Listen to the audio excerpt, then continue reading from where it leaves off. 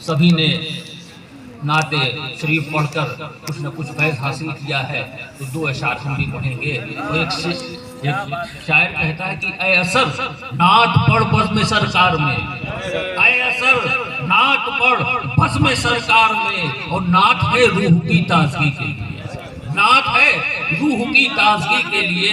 تو یہ چند اشعار ہے، آپ سمجھ فرمائیں۔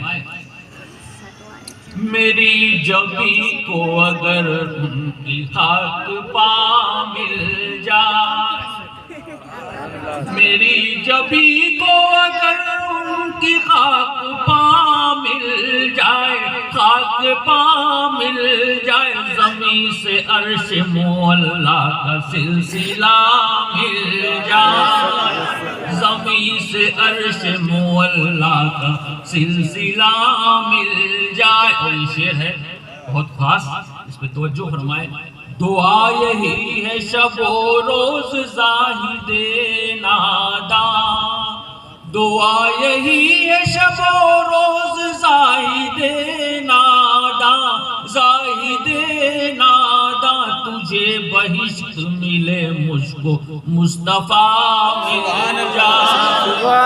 دعا یہی ہے شب و روز زاہد ناداں، زاہد ناداں، تجھے بہشت ملے مجھ کو مصطفیٰ مل جائے، میری جبی کو اگر ان کی خاک پا مل جائے۔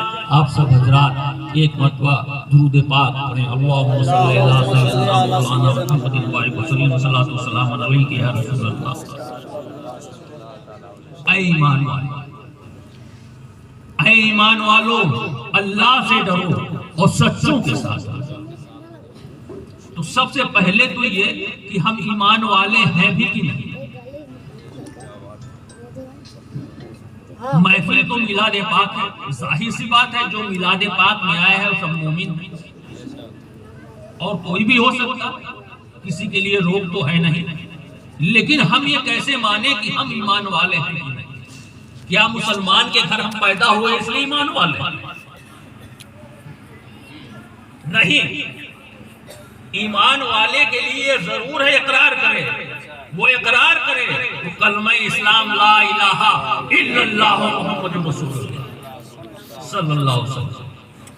اگر اس کا اقرار آپ کرتے ہیں، اقرار قلب اور دماغ، تب آپ ایمان والے، صرف ایمان والے۔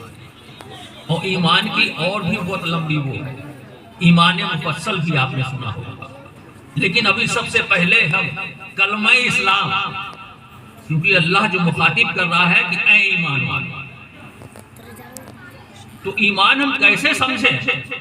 تو آپ دیکھیے یہ کلمہ جو ہے، کلمہ اسلام جو کہتے ہیں، کلمہ طیب کہتے ہیں، یہی تو کہتے ہیں نا، کلمہ طیب لا الہ الا اللہ محمد رسول اللہ، نہیں کوئی معبود اللہ کے سوا۔ ہمیں گواہی دینی پڑتی ہے، ہمیں اقرار کرنا پڑتا ہے کہ نہیں کوئی معبود اللہ کے سوا۔ میرے پیارے بچوں تم بھی غور سے سمجھو، ایک دم بیسک بات ہم بتا رہے ہیں، ایک دم بیسک بات۔ بچے زیادہ ہیں ماشاءاللہ، اور یہ ہمارے مستقبل کی نشانی ہے۔ یہ دیکھ کے مجھے خوشی ہو رہی ہے کہ ٹھنڈک بھی ہے اور بچے زیادہ ہیں، تو بچے جس دن کم ہو جائے اس دن ہمیں افسوس و غم بنانا چاہیے۔ جس دن مسجدوں سے، پچھلی صفوں سے بچے نہ ہو تو ہمیں یہ سمجھ لینا چاہیے کہ ہمارا مستقبل خطرے میں ہے۔ اگر بچے موجود ہیں، وہ تھوڑی سی چلاہٹ کر رہے ہیں، شرارتی کر رہے ہیں، تو ان کو آپ سمجھا سکتے ہیں، انہیں ڈانٹیے مت، انہیں آنے دیجیے، انہیں آنے دیجیے۔ یہی بچے کل کا مستقبل ہے، یہی مومنین بنیں گے آگے۔ یہاں بچے موجود ہیں تو ان سے میری درخواست ہے کہ وہ سنیں، بیسک بات بتا رہا ہوں کہ نہیں کوئی معبود اللہ کے سوا۔ اور دوسرے حصے میں محمد رسول اللہ، محمد صلی اللہ علیہ وسلم اللہ کے رسول ہیں۔ میں گواہی دیتا ہوں کہ نہیں کوئی معبود اللہ کے سوا، اور محمد صلی اللہ علیہ وسلم اللہ کے رسول۔ اللہ نے اس کلمے میں پوری اپنی جتنے فرمان ہیں اسلام کے وہ بہت ہی مختصر روپ میں بتا دیا۔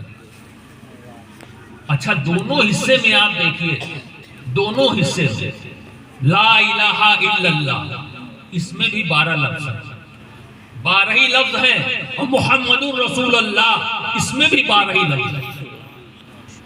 دونوں حصے میں 12 لفظ ہیں۔ ایک حصے میں بھی 12 لفظ ہیں جس میں ہمیں گواہی دینا پڑتا ہے کہ اللہ کے سوا کوئی معبود نہیں کوئی معبود اللہ کے سوا، اور دوسرے حصے میں جس میں ہمیں یہ تسلیم کرنا پڑتا ہے کہ محمد مصطفیٰ صلی اللہ علیہ وسلم اللہ کے رسول ہیں، اس میں بھی 12 لفظ ہیں۔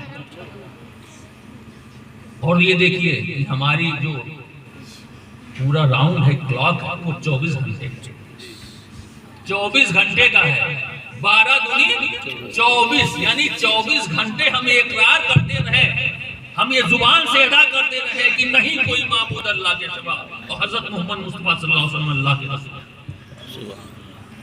آپ سمجھ رہے ہیں؟ اچھا دیکھیے، دونوں حصے جو ہیں وہ نقطے سے پاک ہیں، نہ لا الہ الا اللہ میں کوئی نقطہ ہے، نہ محمد رسول اللہ میں کوئی نقطہ ہے، بغیر نقطے کے ہے۔ اللہ کو یہ گوارا نہیں، یہ شرک ہے کہ اللہ کے نام کے ساتھ ایک نقطہ جوڑا جائے۔ وہ پسند نہیں فرماتا کہ اسی کے ساتھ کسی کو شریک کیا جائے، وہ ایک نقطے کو نہیں پسند فرماتا۔ لا الہ الا اللہ نقطے سے پاک ہے، اور محمد رسول اللہ یہ بھی نقطے سے پاک ہے۔ اللہ تعالیٰ یہ بھی ناپسند فرماتا ہے کہ کوئی میرے محبوب کے ساتھ نقطہ چینی کرے، کیا بات ہے، کوئی میرے محبوب کے ساتھ نقطہ چینی کرے، یہ بھی پسند نہیں فرماتا، اس لیے وہ بھی حصہ جو ہے وہ نقطے سے پاک۔ اے ایمان والے، یہی ہمارا ایمان ہے، یہی ہمارا مذہب میں داخل ہونے کا ایمان ہے، یہی اقرار کرنا، اسلام کی گواہی دینا کہ اللہ کے سوا کوئی معبود نہیں۔ اچھا دیکھو، اللہ کتنا محبوب رکھتا ہے اپنے آقا، ہمارے آقا کو کتنا محبوب رکھتا ہے۔ یہ حضور صلی اللہ علیہ وسلم کا یہ ارشاد ہے، یہ قول ہے، سب سے اچھا اگر کوئی وظیفہ ہے تو لا الہ الا اللہ۔ کوئی وظیفہ جو سب سے اچھا ہے اگر زندگی میں اپنانا چاہتے ہو دن بھر، میرے عزیزو زبان پاک و صاف ہے، تمہاری زبان پاک و صاف ہے، اور یہ کلمے کا پہلا حصہ لا الہ الا اللہ، اسے اپنی زندگی کا ورد بنا، اپنے زندگی کا وظیفہ بنا دو، انشاءاللہ تمہیں اور کسی چیز کی ضرورت نہیں پڑے گی، تم ایمان کامل پہ چلتے رہو۔